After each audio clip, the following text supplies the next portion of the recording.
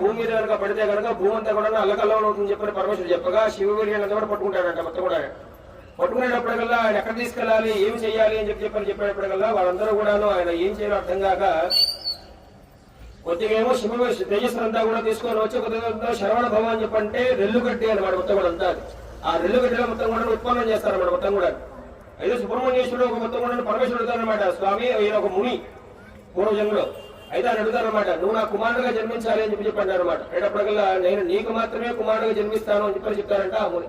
చెప్పేటప్పటికల్లా అంతటా ఆవిడ పార్వతీదేవి అడుగుతుందన్నమాట, అదేంటి స్వామి ఆయనకు మాత్రమే జన్మిస్తా అని చెప్పన్నావు, నువ్వు మామూలుగా నాకు పుట్టాలి చెప్పారంటే నేను అయోధ్యలో నేను యోని నుంచి పుట్టను అని చెప్పని చెప్తారన్నమాట. చెప్పేటప్పటికల్లా మరి నేను అల్లానుమతిగా పెంచాలని చెప్పారంటే కనుక ఏం చేయాలని చెప్పారంటే, నువ్వు శరవణ భవం అనేది ఒక మొత్తం కూడా ఒక దూరం ఉద్భవించమ్మా, నీ శరవణ భవంలో నేను అల్లానుమతిగా పెరుగుతానని చెప్పని చెప్తారన్నమాట. మొత్తం కూడా అక్కడ నుంచి ఆ శివవీర్యాన్ని అంతా కూడాను ఆ శివ తేజస్సు అంతా కూడా తీసుకొని వచ్చి ఉన్న అగ్నిహోత్రుడు ఆ రెల్లుగడ్డలో మొత్తం వేసేటప్పటికల్లా ఆ తేజస్ గట్టి యొక్క మొత్తం కూడా కొసలకి తేజస్ అంతా కూడా 6 ముఖాలు అవుతుంది అన్నమాట, విచ్ఛిన్నం అవుతుంది అనమాట. ఒకటే దేహము 6 ముఖాలుగా మొత్తం కూడా అవుతుంది అనమాట. వారందరూ కూడా చూసేటప్పుడు కృత్తికలని చెప్పి వాళ్ళు చూస్తారన్నమాట. మొత్తం కూడా 6 కూడా చూస్తారన్నమాట. 6 చూసారంటే అల్లారుగా పెంచసాగారు. దాని తర్వాత తారక సంహారం అయిపోయిన తర్వాత మళ్ళీ వాళ్ళందరూ కూడా కైలాసానికి వస్తారు. కైలాసానికి వచ్చిన తర్వాత ఆయన పట్టాభిషేకం చేస్తారు. ఈ కథ అంతా తెలిసిన ప్రజలు చెప్పుకుంటే కాగితం అవుతుంది చాలా కూడా. అయితే సరే తర్వాత వాళ్ళందరూ కూడా పట్టాభిషేకం అంతా కూడా అయిపోయిన తర్వాత ఏం చేయాలి స్వామి చెప్పి అడుగుతారు వాళ్ళందరూ కూడా.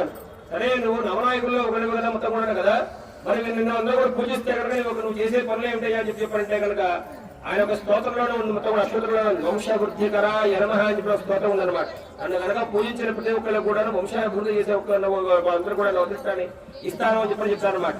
తర్వాత సహస్రనామంలో ఇంకో పాట కూడా ఉందన్నమాట, ఇచ్ఛాజ్ఞానప్రద యనమహ అని చెప్పారంటే కనుక ఇచ్ఛాజ్ఞానం అని చెప్పారంటే నువ్వు ఏది కోరుకుంటే నువ్వు ఎలా కనుక నన్ను చూస్తే నీకు అలా కనిపిస్తా మొత్తం కూడా కనిపిస్తా, నువ్వు ఏది కోరుకుంటే నీకు అది ఇస్తా మొత్తం కూడా ఇస్తాను అనమాట. మొత్తం కూడా దేవాలయంలో మనం వెళ్ళామని చెప్పారంటే నాకు అది కావాలి నాకు ఇది కావాలని చెప్పి ఎవరు వెళ్ళకూడదని చెప్పి చాలా మంది చెప్తూనే ఉంటారు, చాలా మంది చేస్తుంటారు. కానీ అందరం కూడా ఏమనుకుంటాం, ఈ స్వామివారి దగ్గరికి వెళ్తే కనుక మన తొందరగా మనకి ఇల్లు వచ్చేస్తుంది, ఈ స్వామివారి దగ్గరికి వెళ్తే కనుక తొందరగా పెళ్లి అయిపోతుంది, ఈ స్వామివారి దగ్గరికి వెళ్తే కనుక తొందరగా మనకి ఎన్నుకున్న పనులన్నీ కూడా అయిపోతాయి, ఈ స్వామివారి దగ్గరికి వెళ్తే కనుక మనకి ఉద్యోగాలు కూడా వచ్చేస్తాయని చెప్పి చెప్పారు అనమాట.